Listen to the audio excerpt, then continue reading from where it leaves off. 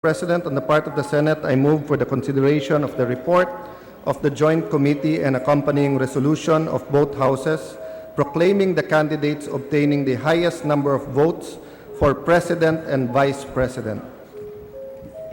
Any objection? There being none, the motion of the Majority Leader is carried.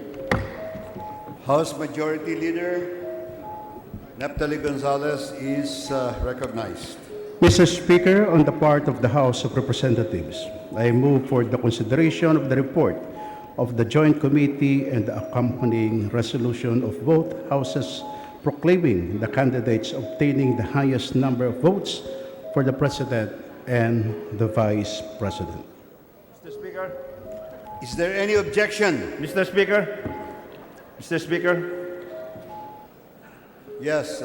Before we consider the joint report, may I be allowed to say a few words? Sa If it is Majority possible. Leader? Mr. Speaker, under our rules, after the respective person to be authorized by each chamber to say something about the report or to sponsor the report, any member of the House speaking for and in behalf of the House or the Senate may speak for or on behalf of a candidate for not more than 5 minutes. So we will reach that point, Mr. Speaker, after the respective sponsorship speeches have been made by the sponsor in the Senate and the sponsor in the House. This is just a matter of So the personal and collective gentleman privilege will is be possible. recognized after the committee reports are read into the record. Okay, is there any objection to the motion? There being none, the motion is approved. The Secretary General is hereby directed to read the title of the report of the Joint Committee and the resolution of both houses. Report of the Joint Committee for the canvassing of votes for the presidential and vice presidential candidates in the May 9, 2016 elections. Resolution of both houses, number 1. Resolution of both houses approving the report of the Joint Committee declaring the results of the national elections held on May 9, 2016 for the offices of President and Vice President and proclaiming the duly elected President and Vice President of the Republic of the Philippines. The Majority Leader of the Senate is recognized, Senator Cayetano. Mr. President, on the part of the Senate, the Honorable Senator Aquilino L. Pimentel III will sponsor the report of the Joint Committee. House Majority Leader Gonzalez II.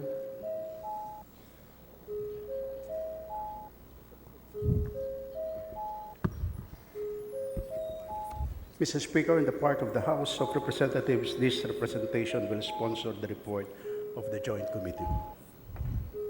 The Honorable Senator Aquilino L. Pimentel III is recognized to deliver his sponsorship speech. Mr. Senate President, Mr. Speaker of the House, as co-chairperson of the Joint Committee, together with Congressman Naphtali Gonzalez II, that served as the National Board of Canvassers, I respectfully submit for consideration by this August Chamber in joint public session the report of the Joint Committee on the canvass of votes for the President and Vice President, as well as the resolution of both houses number 1 approving the report of the Joint Committee declaring the results of the national elections held on May 9, 2016 for the offices of President and Vice President and proclaiming the duly elected President and Vice President of the Republic of the Philippines. For the efficient and expeditious canvassing of 167 COCs. COCs means certificates of canvass. At record speed of 3 days, I would like to thank the following: my co-chairman from the House of Representatives, Congressman Naphtali M. Gonzalez II, and the members and alternates of the Senate and House panels, namely, on the part of the Senate, Senator Juan Edgardo Angara, Senator Juan Ponce Enrile, Senator Chupisto Gingona III, Senator Sergio Osmeña, Senator Ralph Recto, Senator Vicente Soto III, and Senator Cynthia Villar and Joseph Victor J.V. Ejercito as alternates. On the part of the House of Representatives, Representative Neptali Gonzalez II, Chairman, Representative Elpidio Barsaga Jr., Representative Silvestre Bello III, Fredinil Castro, Romero Federico Kimbo, Rufus Rodriguez, Reynaldo Umali, and Representatives Ronaldo Zamora, Rolando Andaya, Ibarra Gutierrez, and Oscar Rodriguez as alternates. The Senate Secretary, Oscar G. Yabes, and Secretary General of the House of Representatives, Marilyn Barua Yap, the staff of the Joint Secretariat, the lawyers of the candidates, and the following Commission on Elections officials: Honorable Robert S. Lim, Commissioner, Chairman of the Steering Committee and Head of the Project Monitoring Office; Honorable Arthur D. Lim, Commissioner, Chairman of the Office of Overseas Voting; Attorney Jose M. Tolentino Jr., the Executive Director; Attorney Bartolome J. Sino Cruz, Deputy Executive Director for Operations; Attorney Chopisto E. L. Nas Jr., Director for Election and Barangay Affairs Department; Attorney Consuelo B. Jola, Secretary of the Commission; Attorney Divine Blas Perez, Office of Overseas Voting; Attorney Dino Maglasang, Office of Overseas Voting; Acting Director Maria Juana S. Valesa, Office of Overseas Voting; Mr. Alvin C. Henota, Information Technology Officer of the NBOC CCS Operator. We also have to thank the chairpersons from the Board of Canvassers for Laguna, Ilocos Sur, Davao del Norte, Antique, Iloilo City, Lanao del Sur, and Northern Samar for traveling all the way from their respective provinces and cities to attend the canvassing in order to explain what occurred in their respective jurisdictions. Also, we have to thank the distinguished members of both chambers for their cooperation and great help. And lastly, we thank Senate President Franklin M. Drilon and House Speaker Feliciano Belmonte Jr. for entrusting to us, the members of the Joint Committee, this important and significant task of canvassing the votes for President and Vice President. After the approval of the rules of the Joint Public Session of Congress for the canvassing of the votes for the presidential and vice presidential candidates in the May 9, 2016 elections on May 24, 2016, and thereafter the constitution of the Joint Committee with the designation of its chairman, members, and alternates for both Senate and House panels in accordance with Rule 6, Section 9 of our rules, your Joint Committee began its work on the very next day, May 25, 2016. In accordance with the rules, we proceeded to consider first the electronically transmitted COC in the order that they arrived in the Consolidation and Canvassing System, that is the CCS. There were 123 COCs received in the CCS. Pursuant to the rules, the electronically transmitted COCs were generated and printed from the CCS, and these were compared with the COCs physically delivered to the Senate. If there was no discrepancy between the votes for President and Vice President for any candidate in the electronically transmitted COC and in the physically delivered COC, the electronically transmitted COC was admitted to the canvass.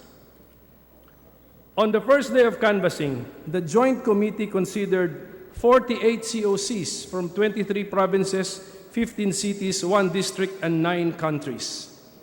The very first COC to be considered came from Davao del Sur, and when the CCS was opened, it was discovered that there were 5 electronically transmitted COCs.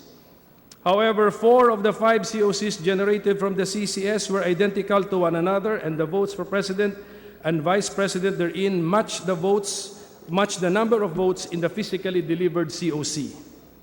Only the first electronically transmitted COC had figures different from the rest of the COCs, and the numbers contained therein were significantly less than the figures in the other electronically transmitted COCs. It appeared that the figures contained in the first electronically transmitted COC came from the pre-logic and accuracy tests, pre-LAT, which had been conducted before voting occurred on May 9, 2016. After the lawyers were given the opportunity to make observations and objections, and none of them expressed opposition to the canvass of any of the electronically transmitted COCs which matched the physically delivered COC, The second electronically transmitted COC for Davao del Sur was admitted to the canvass. For overseas absentee voting, 2 countries, namely Malaysia and the Kingdom of Bahrain, had electronically transmitted COCs from the CCS, but no corresponding COCs physically delivered to us. There was actually a special diplomatic pouch delivered from the Kingdom of Bahrain, but when the package was opened, it was discovered to contain only a vote counting machine, but there was no COC. Nevertheless, because of the lack of objection or opposition from the lawyers of the candidates, and seeing nothing to alarm us from the electronically transmitted COC for Malaysia and the Kingdom of Bahrain, these were admitted to the canvass. At the end of the first day, 45 COCs were admitted to the canvass from 20 provinces, 15 cities, 1 district, and 9 countries. Canvassing of 3 COCs from Laguna, Ilocos Sur, and Davao del Norte were suspended because there were discrepancies between the multiple copies of the electronically transmitted COCs and the physically delivered COCs as to the number of votes for President and Vice President. The chairpersons of the provincial boards of canvassers of these provinces were summoned through the COMELEC to come to the plenary hall of the House of Representatives the next day to explain the discrepancies. The COMELEC was also directed to give an explanation as to the reasons for the delay in the physical delivery of the COCs from Malaysia and the Kingdom of Bahrain. On the second day, the Joint Committee considered 73 COCs from 55 provinces, 9 cities, and 8 countries. The Joint Committee resumed consideration of the suspended COCs from the provinces of Laguna, Ilocos Sur, and Davao del Norte. The COCs for these provinces were included in the canvass after the explanations given by the chairpersons of the Board of Canvassers. Attorney Gloria Ramos Pitalio appeared for Laguna, Attorney Rodora Arocena for Ilocos Sur, and Attorney Jennifer Ponpon Ancla for Davao del Norte. Their explanations were accepted. For Laguna, it was the manually prepared and physically delivered COC which was admitted to the canvass after it had been established that the electronically transmitted COC for Laguna included the pre-lot results for the municipality of Rizal, and that the provincial COC with the corrected results could no longer be transmitted to Congress's CCS after the CCS assigned to the province no longer functioned. For Ilocos Sur, the electronically transmitted COC, which included the correct results for the municipality of San Ildefonso, signed by Attorney Arocena, which matched the correct physically delivered COC, was canvassed. For Davao del Norte, the electronically transmitted COC, which included the correct results for the municipality of Asuncion, signed by Attorney Ancla, which matched the physically delivered COC, was the one canvassed. There were 2 electronically transmitted COCs and 2 physically delivered COCs for the province of Bohol. The initial electronically transmitted and physically delivered COCs included the votes of the municipality of Baclayon with the pre-lot results. Thus, the subsequent electronically transmitted COC with the correct results for the municipality of Baclayon, which matched the subsequently physically delivered COC with the correct results for Baclayon, was admitted to the canvass. For the province of Southern Leyte, the first one of the 3 electronically transmitted COCs did not match the votes in the physically delivered COCs for President and Vice President. This was due to the fact that the initial electronic transmissions of the COC for these provinces included the pre-lot results of the municipalities of Hinundayan and Silgo. Since the 2 subsequent electronically transmitted COCs matched the physically delivered COC for Southern Leyte, the second electronically transmitted COC was the one included in the canvass. For Nueva Ecija, there were 3 electronically transmitted COCs and 2 physically delivered COCs. The initial electronically transmitted COC and physically delivered COCs included the pre-lot results for the municipality of Llanera. Thus, the subsequent electronically transmitted COC for Nueva Ecija with the correct results for the municipality of Llanera, which matched the subsequently delivered COC with correct results for Llanera, was admitted to the canvass. At the end of the second day, 69 COCs had been admitted to the canvass for the day, which came from 54 provinces, 8 cities, and 6 countries. There were 2 COCs from the People's Republic of China, one electronically transmitted with a corresponding physically delivered COC, which came from the mainland, and a manually prepared and tabulated COC, which reflected the voting in Taiwan, because Taiwan did not have automated elections. Canvassing of 4 COCs from Antique, Iloilo City, Kuwait, and Canada were suspended. The canvassing of COCs from Kuwait and Canada was suspended because only electronically transmitted COCs were available for them, since the special diplomatic pouches, which were supposed to contain the COCs, have not yet been delivered to the Senate. Canvassing of the COC from Antique was suspended because there was a discrepancy between the electronically transmitted COC and the physically delivered COC as to the number of votes for President and Vice President. The canvassing of the COC from Iloilo City was suspended because the city certificate of canvass could not be located inside the ballot box that was physically delivered to the Senate. The chairpersons of the boards of canvassers of Antique and Iloilo City were summoned by the Joint Committee through the COMELEC to come to the plenary hall of the House of Representatives the next day to give their explanations. The COMELEC was required by the Joint Committee to give a written explanation as to the reasons for the delay in the delivery of the COCs from Kuwait and Canada. The chairpersons of the Provincial Board of Canvassers for Lanao del Sur and Northern Samar were also summoned by the Joint Committee through the COMELEC in anticipation of problems that may be encountered in the canvass of these 2 areas based on the report given by the COMELEC. By the end of the second day, the Joint Committee had cumulatively canvassed a total of 114 COCs. On the third day, the Joint Committee canvassed 53 COCs from 7 provinces, 1 city, 1 from local absentee voting, 1 from detainee voting, and 43 countries. The Joint Committee resumed consideration of the suspended COCs from the province of Antique, from Kuwait, and the city of Iloilo. For Antique, the chairman of the Provincial Board of Canvassers, Attorney Jesse B. Suarez, explained that the figures in the physically delivered COC were higher than the figures in the electronically transmitted COC because the former contained the votes of 2 clustered precincts in the municipalities of Anii and San Remigio, which conducted special elections on May 16, 2016.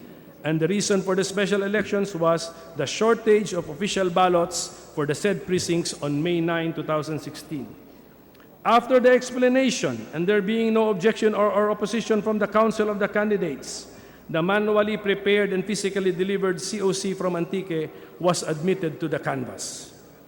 The COC from Kuwait was canvassed after it was manifested that the special diplomatic pouch from Kuwait had been delivered earlier by the representative of the COMELEC, and it was compared and found to match the electronically transmitted COC from the CCS.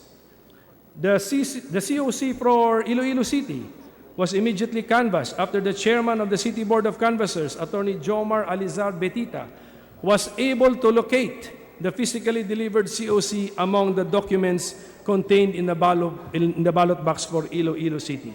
And it was shown that the figures in the said COC matched those of its counterpart electronically transmitted COC. For the province of Lanao del Sur, the figures contained in the electronically transmitted COC matched the figures in the physically delivered COC. However, there was a notation in the physically delivered COC that the canvass for one clustered precinct in Masyu was not included, that the votes for one precinct in Masyu were not included in the canvass, in the provincial canvass. Attorney Roberto de la Peña, chairperson of the PBOC, was summoned, and he explained that 279 ballots in one clustered precinct in Masu were not accepted by the VCM, which had broken down, and as such, the canvass of the municipality of Masu was incomplete. He further manifested that the 279 ballots, as well as the VCM, are now in the gymnasium of the provincial capital of Lanao del Sur. After the explanation of Attorney de la Peña, the electronically transmitted COC for Lanao del Sur, which matched the physically delivered COC, was admitted to the canvass. After all the electronically transmitted COCs were canvassed, with the exception of COCs from Canada and Northern Samar, which were temporarily suspended pending the arrival of the pouch from Canada and the chairperson of the PBOC of Northern Samar, the Joint Committee considered the canvass of 43 physically delivered COCs, and these are without corresponding electronically transmitted COCs. Of these 43 COCs, 42 were manually prepared and one was electronically prepared, but by force of circumstances, physically delivered because it could not be electronically transmitted. 2 manually prepared COCs from local absentee voting and detainee voting came in 2 ballot boxes. The remaining manually prepared COCs came in special diplomatic electoral pouches of various shapes and sizes from the different countries.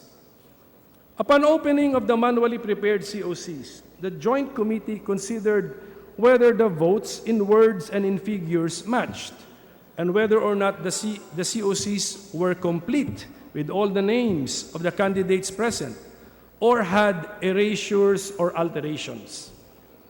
If the votes in words and in figures in the COC matched, and it was complete and had no erasures or questionable alterations, then the COC was deemed in order and admitted to the canvass. When the special diplomatic pouch from Austria was opened, it did not contain a COC. Hence, the canvass was suspended. The representative from the COMELEC's Office on Overseas Voting, Attorney Maria Juana Valesa, was summoned and requested to give an explanation about the delay in the delivery of the special diplomatic pouch for Canada and the non-inclusion of the COC in the pouch delivered to the Senate from Austria. Attorney Valesa stated that based on information given her, the COCs and supporting documents from Canada were only shipped from Canada on May 26, 2016, and would probably arrive in the Philippines in 3 to 5 days from that date. However, she had in her possession a certified true copy of the COC from Canada, which COMELEC received through electronic mail or email. Inasmuch as the votes in the electronically transmitted COC for Canada match the votes in the certified true copy of the COC brought by Attorney Valesa, the COC for Canada was admitted to the canvass.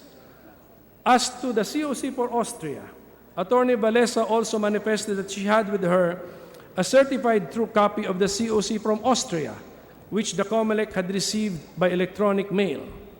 During the discussion, it was established that electronic mail is an acceptable means by which the COMELEC could receive COCs and supporting documents relating to votes from overseas absentee voting under Republic Act Number 9189. After the manually prepared COC of Austria was examined and found to be in order, it was admitted to the canvass. Finally, the electronically transmitted COC for Northern Samar was compared to its corresponding physically delivered COC. Although the figures in both COCs matched, there were handwritten numbers with plus and equal signs in the physically delivered COC. The Joint Committee took note of a COMELEC en-banc resolution which provided that the votes of one clustered precinct in the municipality of San Francisco Lope de Vega, which held special elections on May 16, 2016, should be manually added to the votes in the physically delivered COC. Given the circumstances, the physically delivered COC for Northern Samar with the manually added votes for one clustered precinct in the municipality of San Francisco Lope de Vega was admitted to the canvass. The matter of the so-called undervotes which counsel for Senator Ferdinand Bongbong Marcos Jr., candidate for Vice President, orally manifested several times during the 3 days of canvassing, was then discussed. It was manifested by Congressman Rufus Rodriguez that a similar matter had been discussed during the canvassing for votes for President and Vice President in 2010, but the so-called undervotes were then called null votes and represented undervotes, overvotes, misshades, and no votes recorded as non-votes. At that time, then Senate President Juan Ponce Enrile ruled that such null votes are beyond the jurisdiction of Congress as the National Board of Canvassers for President and Vice President, and is properly the subject of an election protest if insisted upon. Thus, Congressman Rodriguez suggested that the Joint Committee follow the precedent established in 2010 and not consider anymore the manifestation about the so-called undervotes. By the end of the third day, the Joint Committee had cumulatively canvassed a total of 167 COCs, which included the COCs from 81 provinces, 24 cities, 1 district, 1 local absentee voting, 1 detainee voting, and 58 countries, with 1 country producing 2 COCs, and that is China. Of the 167 COCs canvassed, 120 COCs were electronically transmitted through the CCS, 46 COCs were manually prepared and physically delivered, and 1 COC was electronically tabulated and canvassed but had to be physically delivered because it could not be electronically transmitted, and that came from Israel. Compared to the canvassing done in 2010, which took a total of 9 working days, this time our Joint Committee did the work in only 3 days, the shortest period of canvassing of votes for President and Vice President in Philippine history. Thus, we are ready to recommend to the joint session today the proclamation of the winning candidates for President and Vice President. The results of the national canvass for the positions of President and Vice President are as follows. For President, Rodrigo R. Duterte, 16,601,997. Manuel A. Rojas III, 9,978,175. Mary Grace Natividad Espo, 9,100,991. Jejomar C. Binay, 5,416,140. Miriam P. Defensor Santiago, 1,455,532. And Roy V. Señeres, 25,779. For Vice President, Maria Leonor G. Robredo, 14,418,817.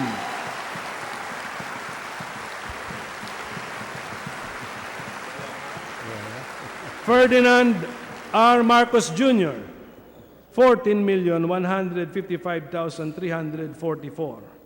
Alan Peter S. Cayetano, 5,903,379. Francis Joseph G. Escudero, 4,931,962. Antonio F. Trillanes IV, 868,501. And Gregorio B. Honasan II, 788,881. The results of the canvass show that Rodrigo Rodi Roa Duterte and Maria Leonor Lenny G. Robredo obtained the highest number of votes for President and Vice President, respectively. In view of the foregoing, the Joint Committee recommends that Congress, as the National Board of Canvassers, approves the report of the Joint Committee and the resolution of both Houses of Congress number 1, declaring the results of the national elections held on May 9, 2016, for the office of President and Vice President, and proclaiming Rodrigo Roa Duterte as the duly elected President of the Republic of the Philippines and Maria Leonor G. Robredo as the duly elected Vice President of the Republic of the Philippines. Maraming salamat po. Magandang araw sa inyong lahat. Order, please. Order. Order. Parliamentary inquiry, Mr. Speaker. Mr. Speaker, parliamentary inquiry.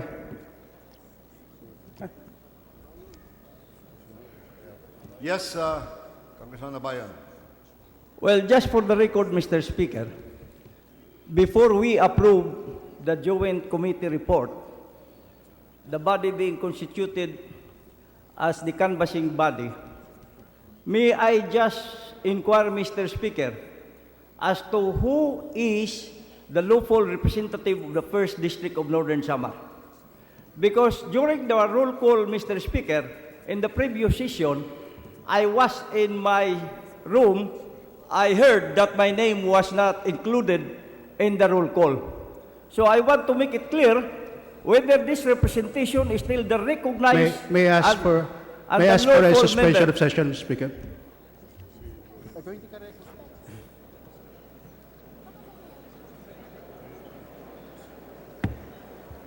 Session suspended for 1 minute. Session suspended for 1 minute. Wala pa namang order ang Supreme Court. Si Dasam nakaupo ngayon.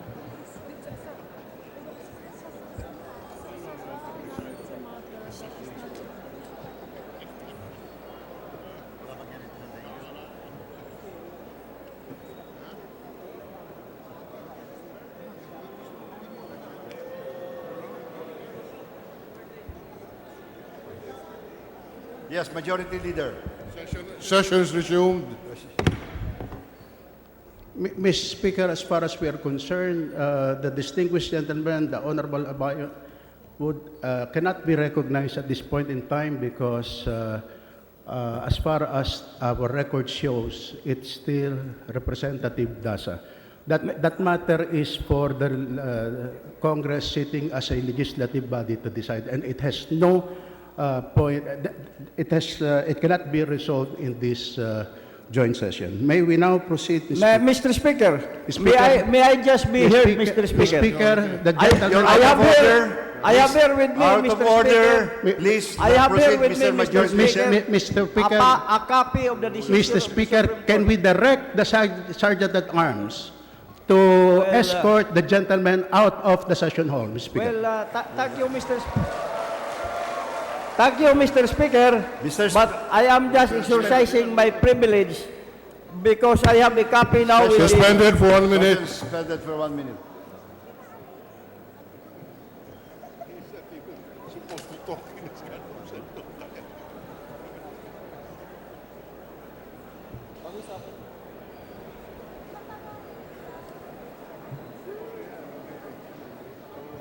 Something to talk about.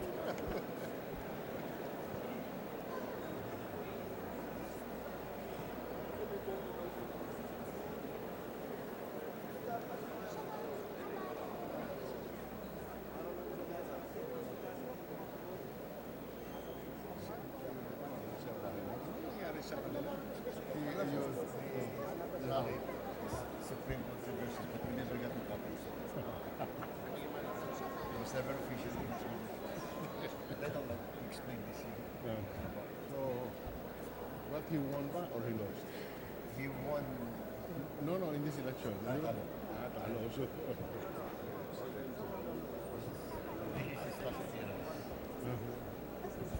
hindi, he will appear in your... Tuesday. Tomorrow. Here's my session tayo bukas. Sa Miyerkules mo. Pero sa may legislative session, Ako magagawa yun. Being ordered. Dapat kausapin na tayo. Kailangan. No, I'm not doing anything here. Actually, it is to his credit. The legal procedure, when there is a decision of the Supreme Court, as a matter of fact, when the decision of the House It's to his advantage kung hindi na so. Because he has another... was promulgated. Kung wala ka. There were violations.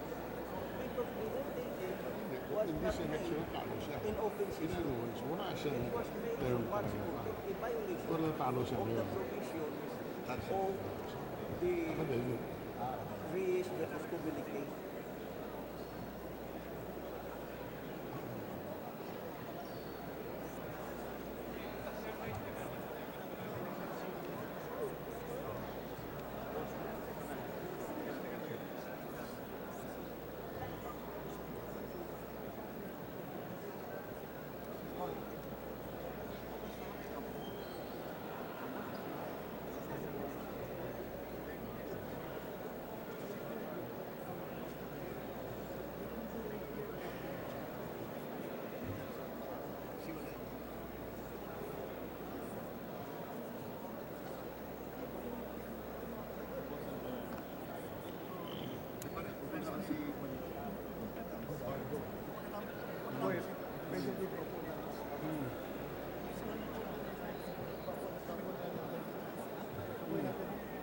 I think after we can suspend.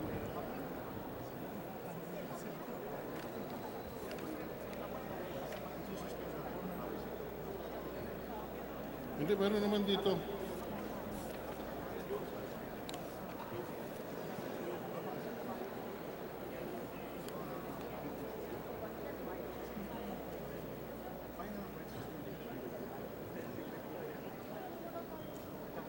Hindi, merong ditong portion. With-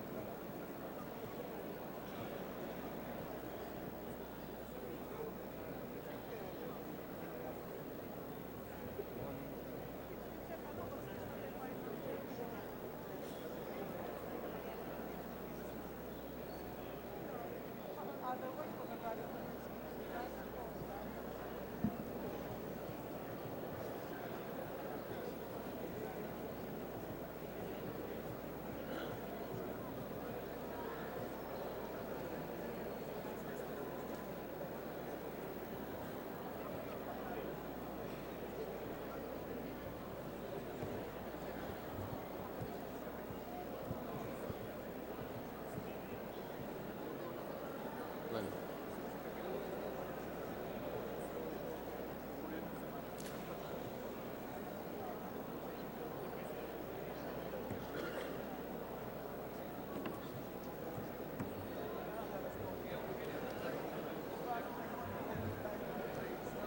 isa dito sa ano.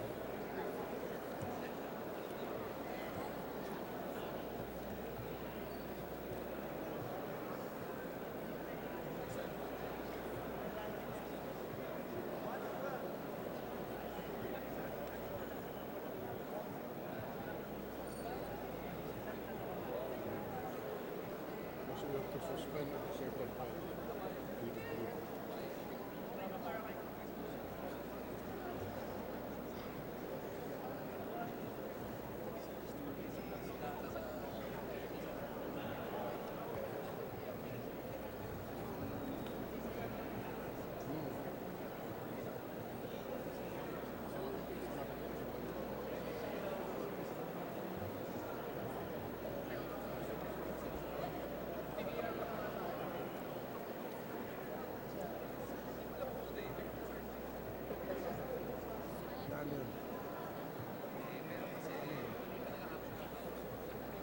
Wala pa tayo na.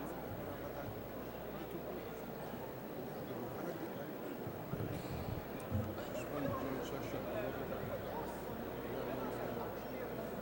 So after that, then we wait.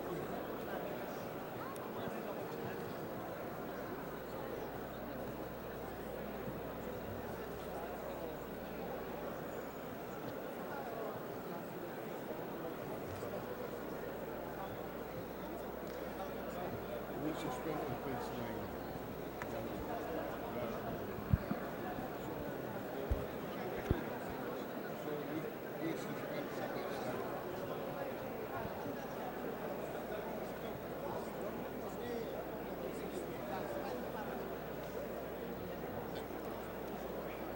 Ikaw na.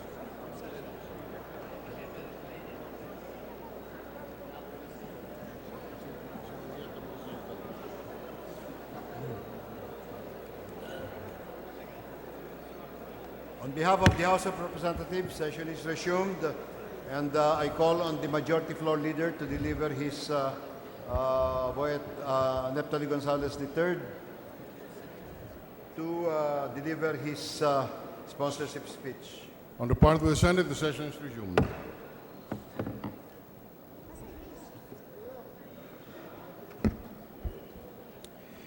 Mr. Speaker, I am honored to present the report of the Joint Committee on the Canvass of Votes of candidates for President and Vice President in the May 9, 2016 elections, together with the resolution of both houses declaring the newly elected President and Vice President of the Republic of the Philippines.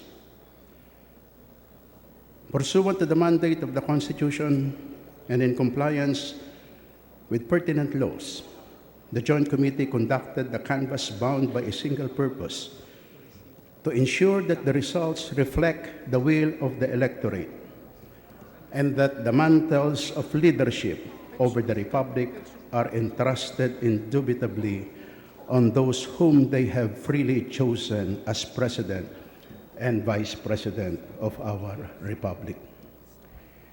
In full view of the public, with all opportunities given to every party concerned to present their positions and questions before the Joint Committee, the canvass proceeded smoothly and was concluded in record time.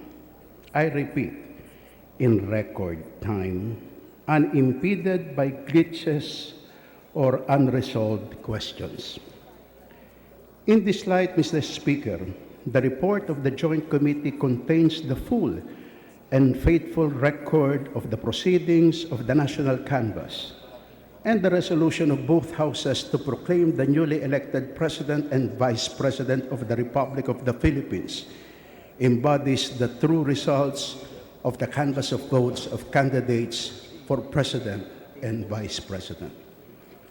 Under the premises, Mr. Speaker, I recommend for the approval of the House the Joint Committee report on the canvass of votes of candidates for President and Vice President in the May 9, 2016 elections, and the resolution of both Houses proclaiming Rodrigo Roa Duterte as the duly elected President and Leni Robredo as the duly elected Vice President of the Republic of the Philippines. The Majority Leader of the Senate, Senator Cayetano, is recognized. Mr. President, there being no other member of the Senate who wishes to deliver a speech for and in behalf of any presidential or vice presidential candidate, we now proceed to vote on the report and the accompanying resolution. On the part of the Senate, I move for the approval of the report of the Joint Committee and adoption of the accompanying resolution of both Houses, Resolution Number 1. Distinguished members of the Senate, there is a motion by Majority Leader Cayetano to approve the report of the Joint Committee and adopt the accompanying resolution of both Houses Number 1. As many as are in favor of the motion, please say aye. Those who are against, please say nay. The ayes have it. By unanimous vote of the Senate, the report is hereby approved, and the resolution of both Houses Number 1 is hereby adopted on the part of the Senate. Majority Floor Leader.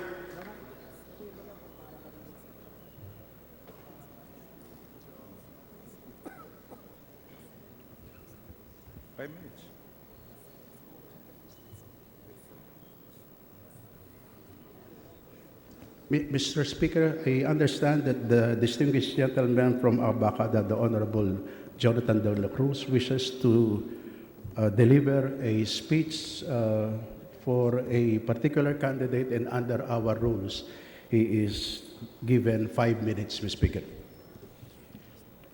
The representative of the Abacada party list is hereby given 5 minutes to deliver a speech.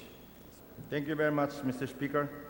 Mr. Speaker, Mr. Senate President, colleagues in the 16th Congress, friends, ladies and gentlemen, good afternoon. I rise on a matter of personal and collective privilege to urge all of you and our people to join us in the continuing search for truth, not only about the recently concluded elections, although that is what most of our people have been urging us to inquire into, but also the travails and challenges facing our benighted country as the second Aquino administration bows out of office. There will be more than enough time to scrutinize and audit the claims of this outgoing daang matuwid kung walang korap, walang mahirap administration, especially since we look forward to President-elect Rodi Duterte's initiatives to bring to fruition what he advised our countrymen in the course of the campaign. Change is coming, a change we all can believe in. So we will have to focus on the issues and concerns we raised during this campaign. As the good book says, there is a time for everything and a season for every activity under the heavens. God will bring into judgment both the righteous and the wicked, for there will be time for every activity, a time to judge every deed. And so for today, with the indulgence of the body, may I be allowed to bring to its attention the affirmation of a cause I have no doubt we are all for and should be part of. This is not a call for another round of recriminations or divisive comments, of rancor in our hearts. Instead, this is a call for renewal, an exhortation for patriotic endeavor. Partisan feelings must now yield to patriotic duty. What remains of that will now have to yield to a united effort to correct the infirmities of our electoral processes, as we have witnessed since 2008, when we first experimented with automated elections, to the 2010 presidential contest, to the 2013 midterm elections, and now to this recently concluded one. Clearly, the system as we know it and as implemented in the past 3 automated elections by the COMELEC and its technology partner, a company now known as Smart Magic, has been shown to be vulnerable to external interference.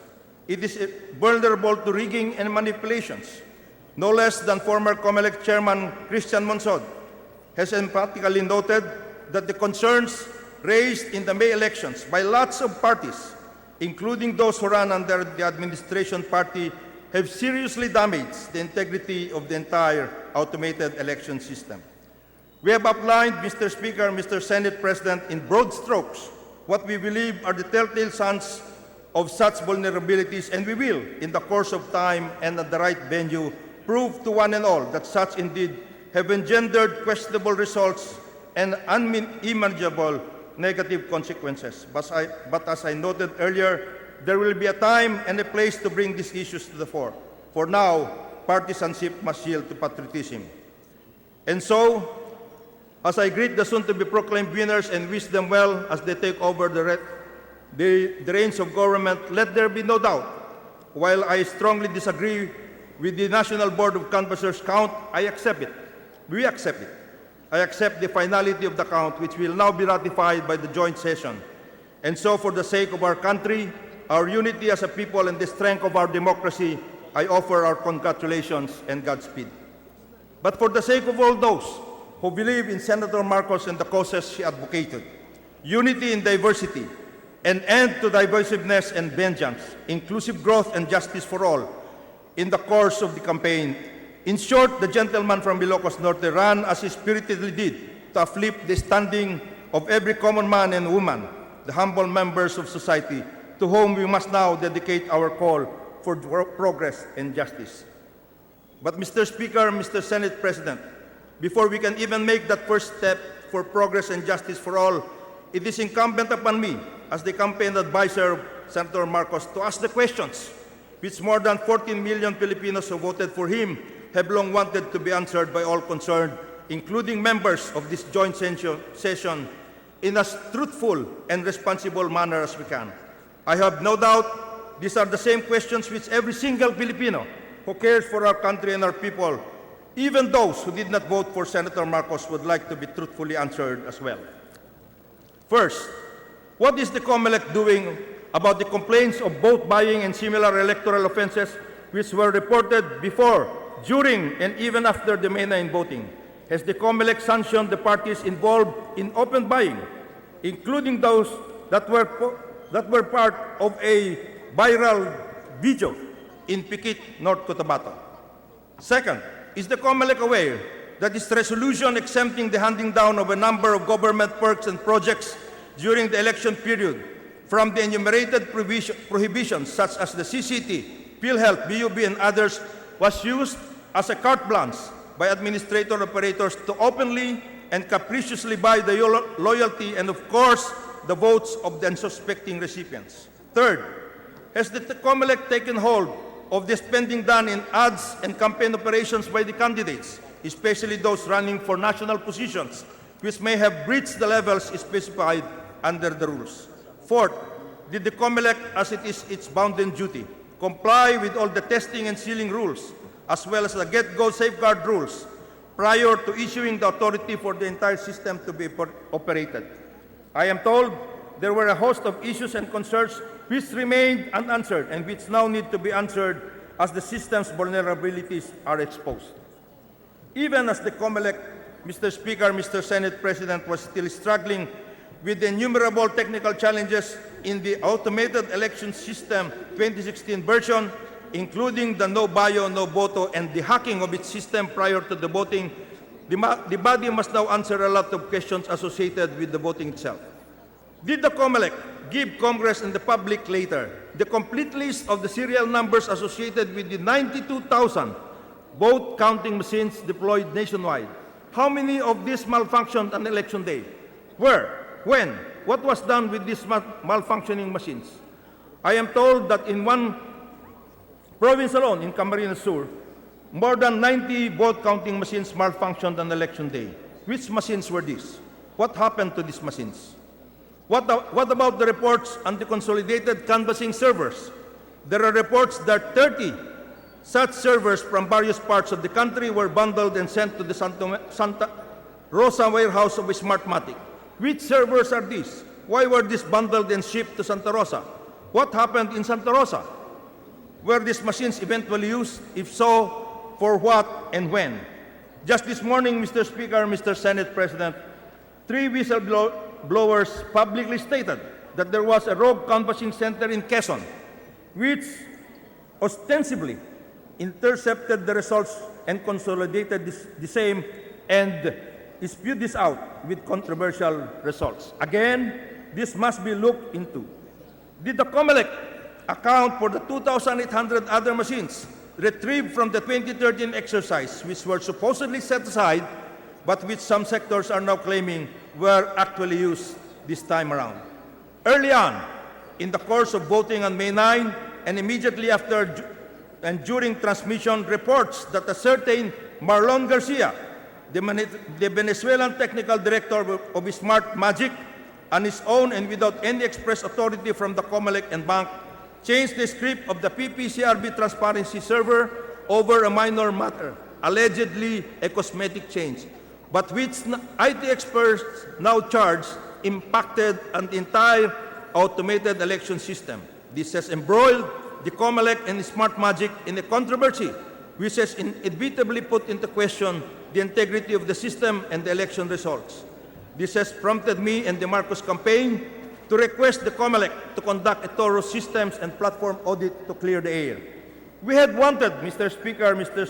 Senate President, the audit undertaken prior to the congressional canvass. Unfortunately, COMELEC decided otherwise, but we continue to urge that such audit be undertaken, as studies show that indeed that move by Garcia, the same Garcia who has monkeyed with the 2008, 2010, and 2013 elections through a similar ruse, cosmetic change, has impacted heavily on the integrity of the system.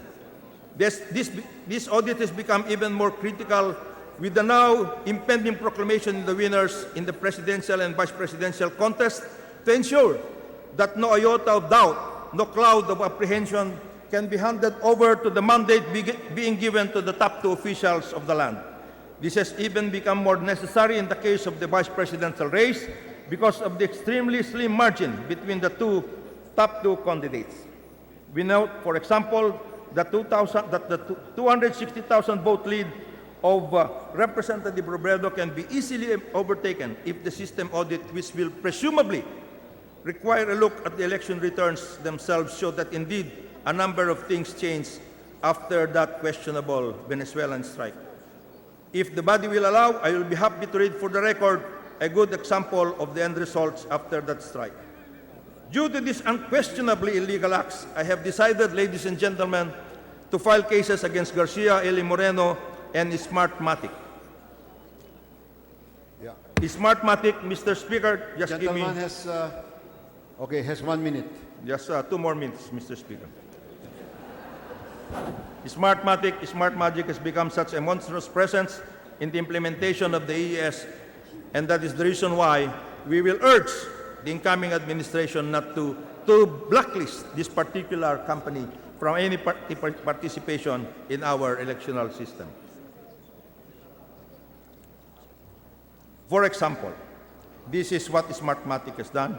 As reported in certain quarters, it has set up several rogue consolidated canvassing service centers nationwide without COMELEC's express approval. Was the transport of 30 CCS machines to Santa Rosa ostensibly for repair and recalibration part of this rogue system? Is it also true that there is a super CCS which Smartmatic has set up somewhere in the Metro Manila area, which at some point during the transmission of results from the various BCMs took over the entire task of consolidation? Is this the reason why we had systems problems at 7:30 in the evening of May 9 and also at 10 o'clock and thereafter and the election day itself of May 9? There is also the problem of the unaccounted votes. And this is one problem that we will now have to look into, Mr. Speaker. The undervote totaled 3.5 million. Gentleman has exceeded his 2 minutes. Mr. Speaker, Yes, just I will now recognize the majority leader. just two more pages, Mr. Speaker. no, Mr. Speaker. Two more Mr. Speaker. pages. Mr. Speaker. Just 2 more pages Mr. for Speaker. the record. The 2 pages can be inserted into the record of I will the just proceedings. I will just read one Yes. short paragraph. That is the pleasure of the Speaker, Mr. Speaker. I will just read this. Okay. Go ahead, sige. Our people, not just those who voted, work hard and cried with the Marcoses want answers, Mr. Speaker, Mr. Senate President. Honest, responsive, and credible answers to these and other questions. They may not get the answers now as the Joint Canvass Committee submits its report. They may not get their answers now as this joint session proclaimed the winners. But we will not stand still, Mr. Speaker, Mr. Senate President. We will strive to seek the truth and provide answers to the myriad questions which have come and continue to come on our way. And so I say, as I paraphrase the late Senator Edward Kennedy, for all those who walk this journey for unity, inclusive growth, and justice for all the humble members of society who sought reforms and waited for the light, for all those who aspired for an end to divisiveness and vengeance, and for all those who dreamed and hoped for a better future for us all and the generations to come, the cause endures, the hope still lives, and the dreams shall never die.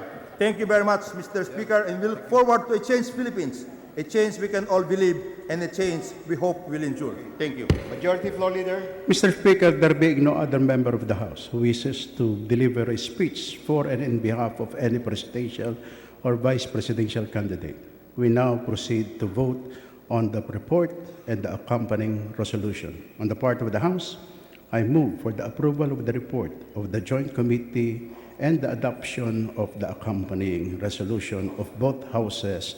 Number 1. So moved, Mr. Speaker. Distinguished members of the House of Representatives, there is a motion to approve the report of the Joint Committee and to adopt the report, the accompanying resolution of both Houses. Number 1. As many as are in favor of the motion, please say aye. As many as are opposed to the motion, please say nay. The ayes have it. The report is hereby approved, and the resolution of both Houses, number 1, is hereby adopted on the part of the House of Representatives. Majority Leader Cayetano is recognized. Mr. President, on the part of the Senate and pursuant to the resolution that we have just adopted, I have the privilege to move that we proclaim the duly elected President, Rodrigo Rodi Roa Duterte, and the duly elected Vice President, Maria Leonor Leni Herona Robredo, the Vice President of the Republic of the Philippines. Is there any objection? The chair hears none. On the part of the Senate, I hereby proclaim Rodrigo Roa Duterte and Maria Leonor Herona Robredo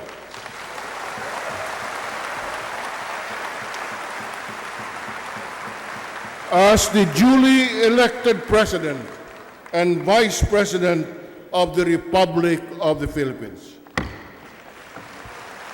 Majority Leader Gonzales.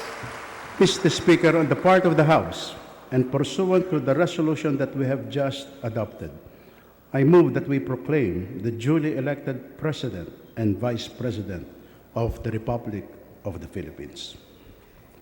Is there any objection? There being none, on the part of the House of Representatives, I hereby proclaim Rodrigo Roa Duterte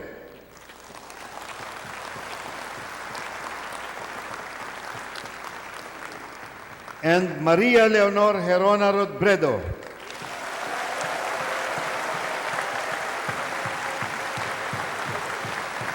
as the duly elected President and Vice President of the Republic of the Philippines.